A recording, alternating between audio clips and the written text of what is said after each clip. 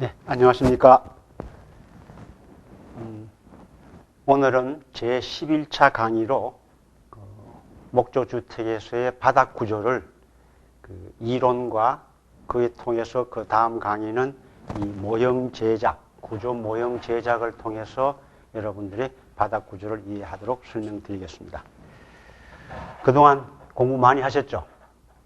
이제 지금쯤에는 바닥 장선이라는 이름을 조이스트라는 이름으로도 충분히 이해하실 거로 봅니다. 조이스트, 무슨 장선입니다.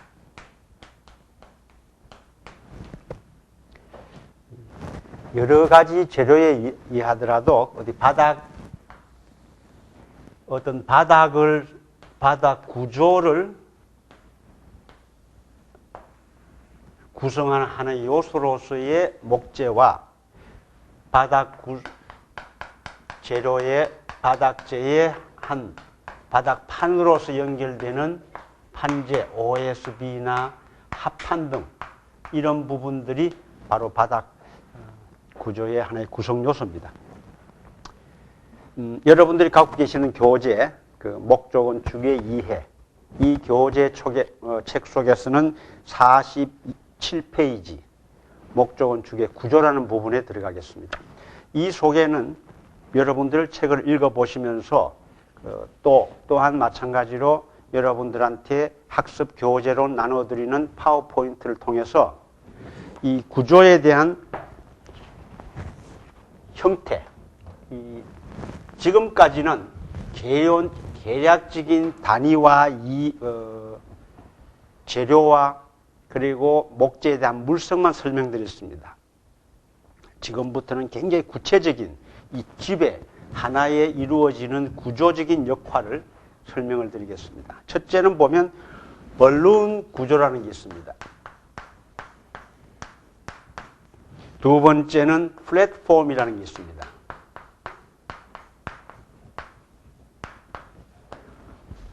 벌룬이라는 것은 풍선입니다. 어떤 구조가 2층까지 벽체가 구성되고 이것이 1층 바닥이고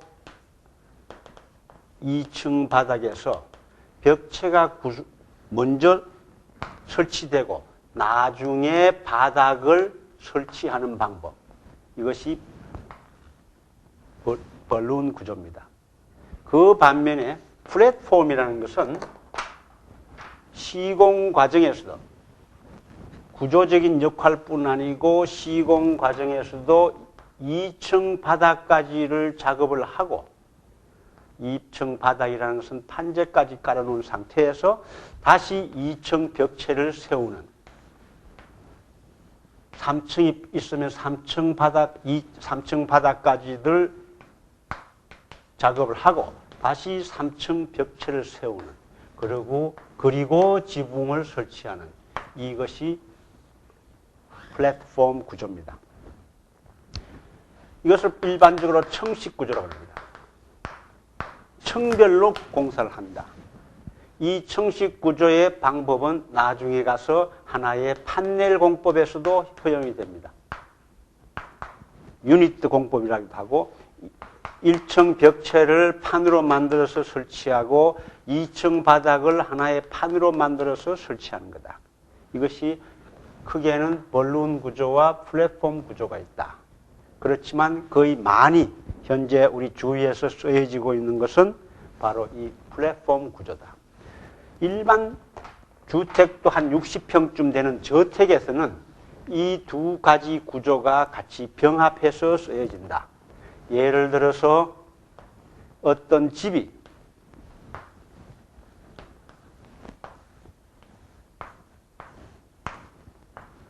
거실이 노출되어 있다. 아니면 거실 천정을 굉장히 높게 설계한 경우에는 거실이 2층까지 노출되어 있다. 이것이 2층인데 거실 앞 구조는 벌룬 구조입니다. 그렇지만 거실 뒤에 있는 2층 방이나 침실은 플랫폼 구조입니다. 여기까지 작업을 하고 스튜어드가 다시 서는 거다. 그 이외에는 여러분들이 접합부나 이런 것은 핑거 이음이나 책을 읽어보시고 참고를 해주시고요. 그 다음 50페이지에 가서 경골 목구조의 내력벽과 비내력벽 그냥 읽어보시면 이해는 되십니다.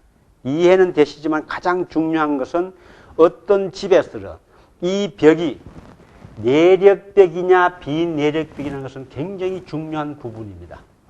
그래서 여러분들이 이런 조금 전문적인 교육이 아닌 교육 쪽에서이지만 이 부분만큼은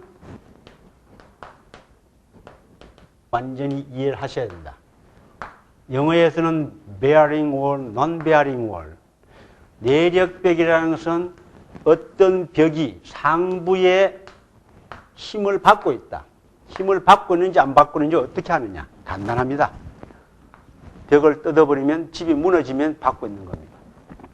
2층 바닥이 무너지면 받고 있는 거고 여기 있는 벽이 벽을 뜯어도 2층이 안 무너져.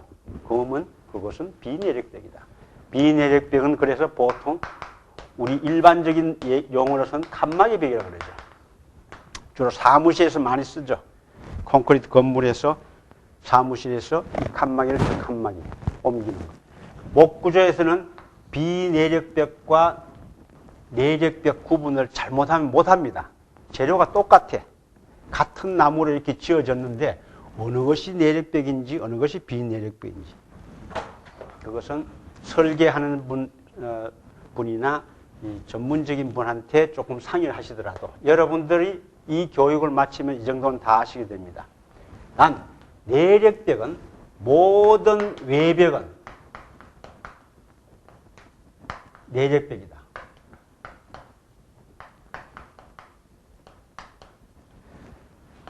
이렇게 힘을 받는 것을 이것을 하중이라고 그러죠. 지난번 강의 시간에 하중의 종류도 잠깐 있었습니다만 모든 이 건물의 주택의 외벽은 내력벽이다. 내벽도 일부는 내력벽이 되는 경우가 있고 되지 않는 경우도 있습니다. 자, 그러면 지금부터는 그 바닥 구조의 이해 51페이지부터 들어가겠습니다. 바닥 구조는 이 목 구조는 특히 경골 목 구조라는 목 구조는 골조와 다시 반복하겠습니다. 골조와 골조를 서로 연결시켜주는 판재와 이 골조와 판재를 어떤 철물에 의해서 고정되는 이 세 가지 요소에 의해서 이루어지는 것이 구조라고 그랬습니다. 절대 요 부재만큼은 구조가 아니다. 이 판재만큼은 구조가 아니다. 이 세 개가 합쳐진 것이 구조다. 이것이 목구조다. 그러면 이 목구조의 모양은 항상 판이 있다. 판 뒤에는 이렇게 골조가 이루어져 있다. 이런 모양이 됩니다. 못이 쳐져 있죠. 이것이 바닥에 편편하게 있으면 이런 형태가 되어 있으면 이것은 바닥이고 서면 벽입니다. 그러면 경사가 되면 지붕입니다. 여러분들 이 형태에서 보시면 밑에도 똑같이 다 골조가 있죠. 이렇게 조이스트, 장선이 있죠. 위에 판이 덮여 있죠. 이것이 바닥이고 벽도 사실은 이렇게 보면 똑같이 스터드가 서 있습니다. 서 있든 누워 있든 여기서 판재를 붙이면 벽이 되고 지붕은 바닥하고 똑같습니다. 단 제일 상부에 있기 때문에 지붕이라고 합니다. 이것은 경사가 질 수도 있고 경사가 지지 않고 편편할 수도 있고 어떻게 보면 이 세 가지 요소는 이 경골 목구조의 기본이다. 바닥, 벽, 지붕. 앞으로 그 6강의를 통해서 여러분들한테 이 바닥, 벽, 지붕에 대한 모형을 만드는 과정과 구조의 이해와 이런 부분에서는 모든 원칙은 똑같습니다. 단 다르다면 이 부재의 크기가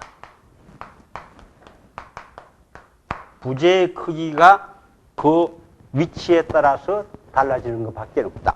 그래서 바닥 구조의 이해 51페이지에 보시면 일반적으로 바닥 구조에 쓰여지는 장선은 이것을 장선이라고 그러죠. 여러분들 장선은 지금쯤에는 벌써 과제도 몇 분 하셨고 해서 조이스트라 그런다. 현장에서는 지금 일하시는 그 프레머들이나 일꾼들이 장선 2개 가져와라는 얘기는 거의 안 합니다. 조이스트 가져와라. 조이스트 8피트 좀 잘라와라. 이런 얘기로 지금 통하고 있습니다.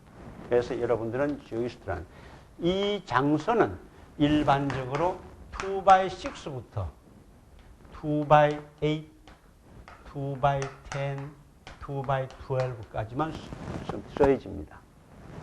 2x4는 쓰질 못합니다.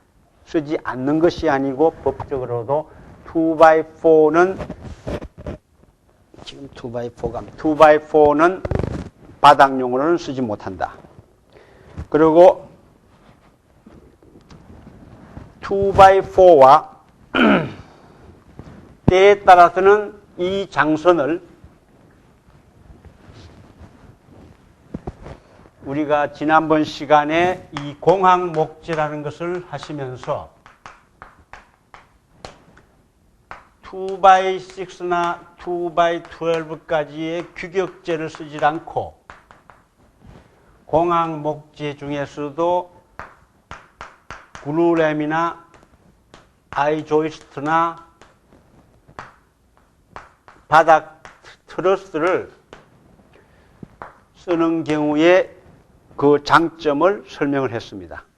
그것은 좀 잘 좀 읽어보시고 가장 중요한 부분입니다. 이 부분은 제가 다른 비디오나 아니면 그 파워포인트 자료를 갖고 설명을 다시 보내드릴 테니까 참고해 보시고, 현재는 국내에서도 조금 고급 주택에서는 바닥 장선은 거의 아이조이스트 아니면 트러스를 씁니다. 지금 여러분들이 내용 아실지 몰라도 동백지구라는 그 120세대 되는 큰 전원주택 단지에서는 지금 두 가지를 병행을 하고 있습니다. 어떤 집은 아이조이스트를 쓰고 어떤 집은 트러스를 씁니다. 아이조이스트는 이런 형체죠.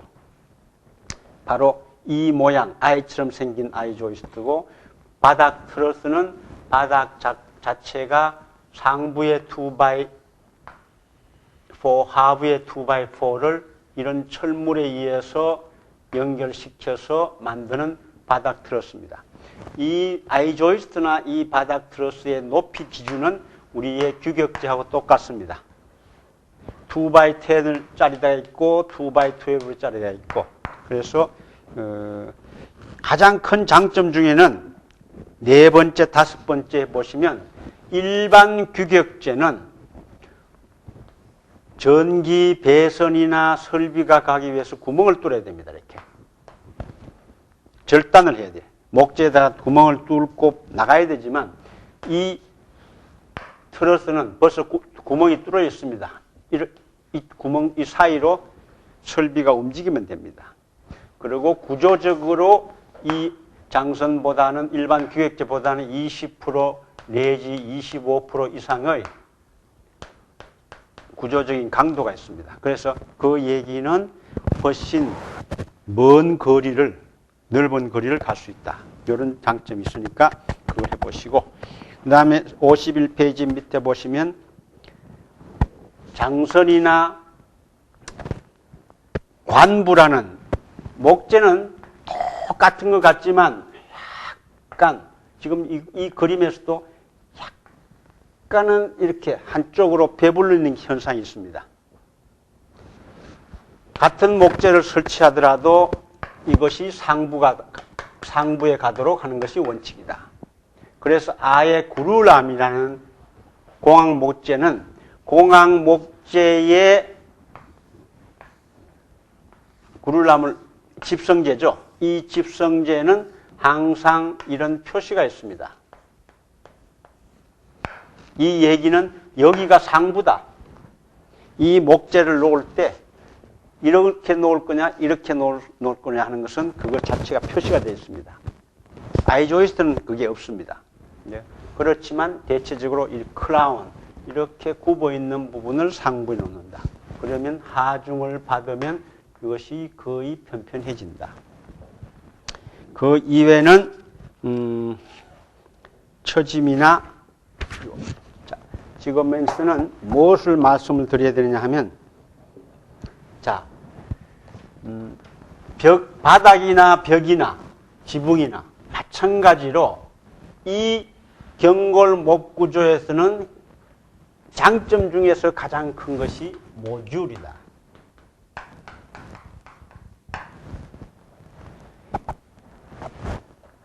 이 구조가 여러 가지 형태로 이루어졌지만 이루어진 제일 기본은 바로 모듈이다. 내가 설치하고 싶은 데는 놓는 것이 아니다. 이것은 바로 있던 모듈 속에 들어간다. 이 모듈의 기본은 뭐냐? 어디에서 이해하냐? 덮개의 크기에 의한다.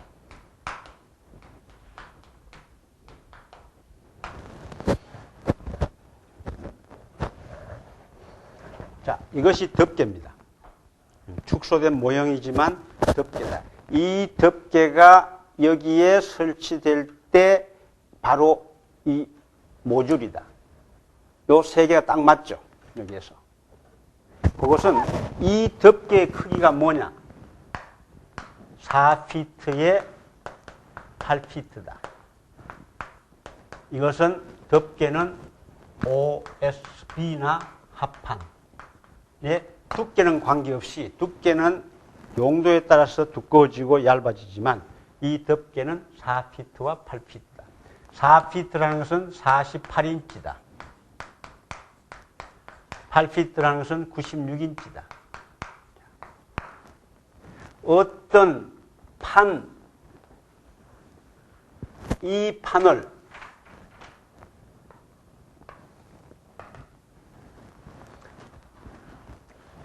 이 판에서 이것이 48인치일 때 이 48인치의 기준에 목재가 뒤에 걸리는 목재가 하나만 선다면 간격은 48인치가 됩니다. 여기에 뒤에 상이 받쳐지겠죠. 이것이 바닥이든 벽이든 두 개로 받쳐진다면 이것은 24인치가 되겠죠. 세 개로 받쳐진다면